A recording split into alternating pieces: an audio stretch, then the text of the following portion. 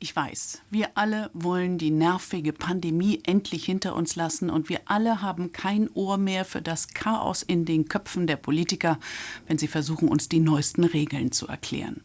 Und doch gibt es Menschen, und um die geht es jetzt, für die wird Corona auch nach Corona nicht vorbei sein.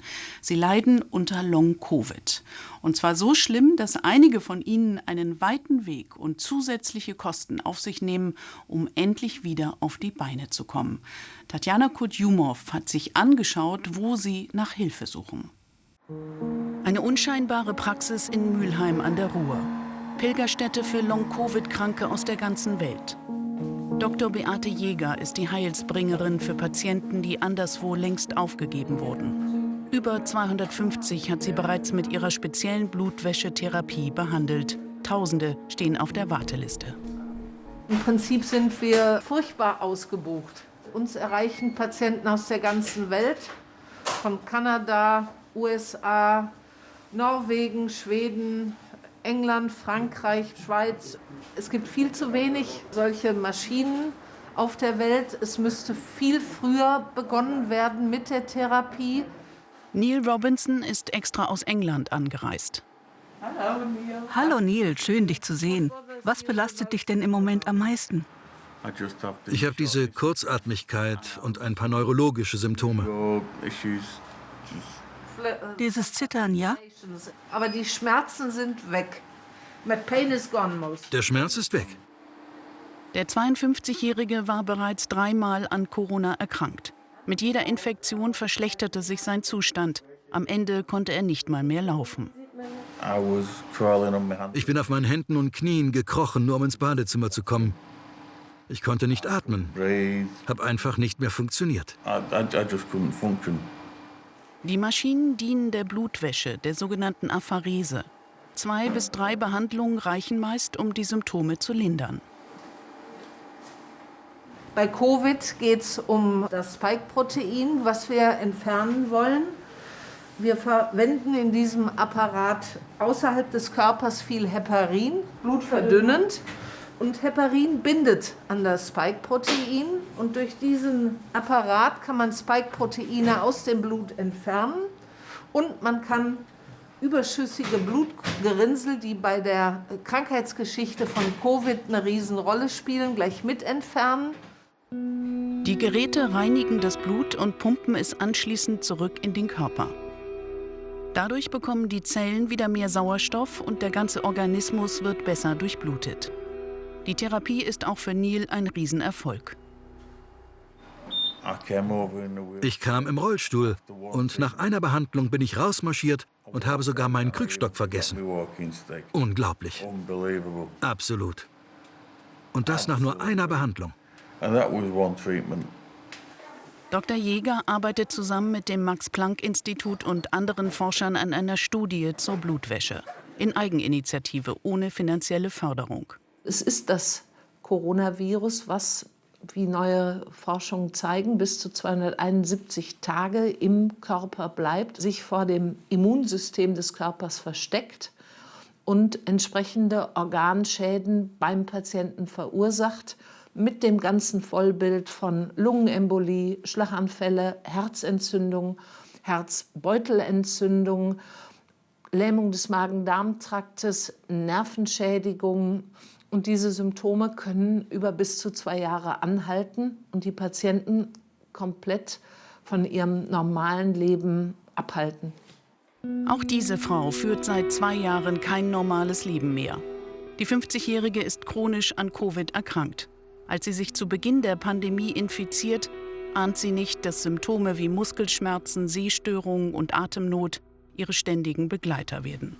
Inzwischen geht es ihr ein wenig besser.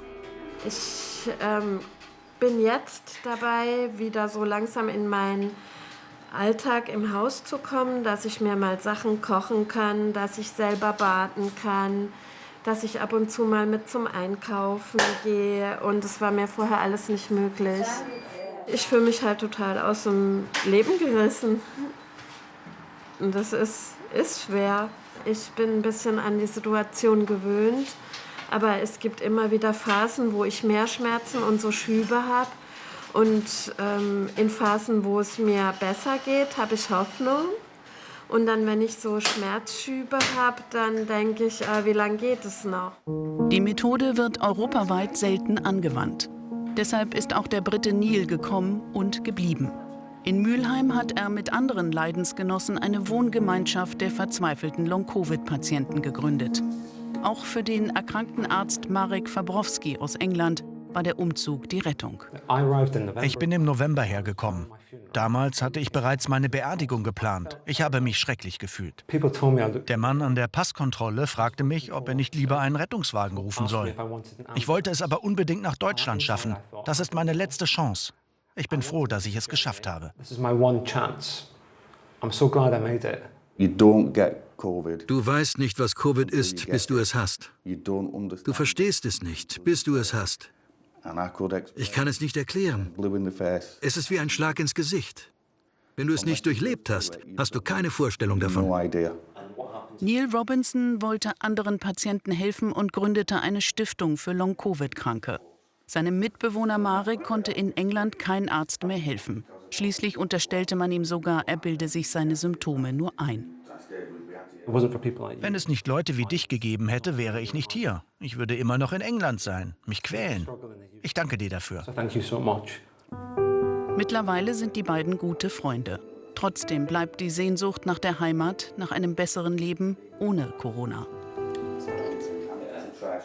Ich wünschte, ich wäre zu Hause, bei der Arbeit und wieder voll funktionsfähig. Du doch auch. Ich kann es nicht abwarten, nach fast 2 Jahren. Guten Tag. Hallo. Guten Tag. Kommen Sie bitte mit rein. Bitte sehr. Dr. Jäger ist davon überzeugt, dass Blutgerinnsel die Long-Covid-Erkrankung ihrer Patienten verursachen. Die Veränderungen sind unter einem speziellen Mikroskop deutlich zu sehen. Das sind hier Aufnahmen von einem Covid-Patienten. Und diese grünen fluoreszierenden Körperchen sind kleine Blutgerinnsel. Das ist nicht normal, das sieht man bei gesunden Menschen nicht in der Form. Und durch die Blutwäsche werden diese Gerinnsel entfernt. Das sieht man hier in den unteren Aufnahmen. Und wenn man die Blutflusseigenschaften, so wie hier, verbessern kann, dann nützt das dem Patienten. Doch leider wird die Therapie von den Krankenkassen nicht übernommen. Und so kommen Behandlungskosten von mehreren tausend Euro auf die Patienten zu. Neben der endlosen Krankheitsgeschichte die nächste Belastung. Deswegen ist es echt ein Problem, sowas zu finanzieren. Wie ist das für Sie?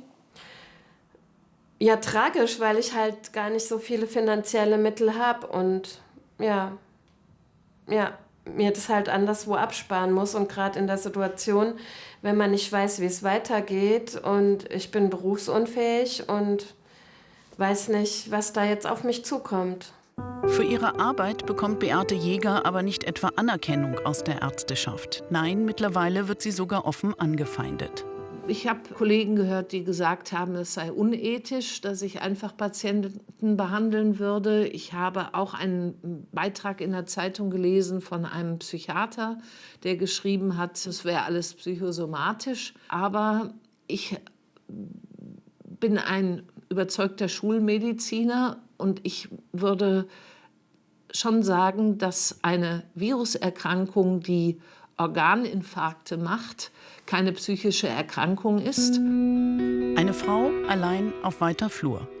Keine sehr beruhigende Nachricht für die noch zu erwartenden Long-Covid-Patienten.